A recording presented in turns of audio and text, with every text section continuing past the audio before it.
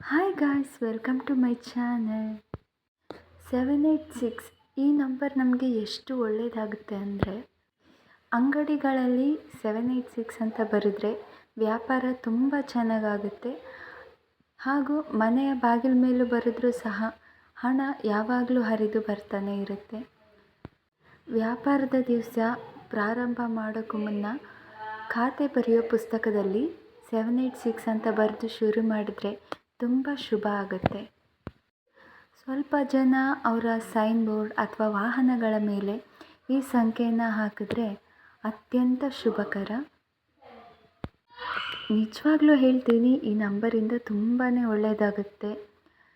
ಬೆಳಗ್ಗೆ ಎದ್ದ ತಕ್ಷಣ ಈ ನಂಬರ್ ನೋಡೋದ್ರಿಂದ ಅಥವಾ ಫೋನ್ ವಾಲ್ಪೇಪರ್ ಇಡೋದ್ರಿಂದ ಇದು ತುಂಬಾ ಒಳ್ಳೆಯದಾಗುತ್ತೆ. ಯಾಕಂದರೆ ಹಣ ತಾನಾಗೆ ಹರಿದು ಬರುತ್ತೆ.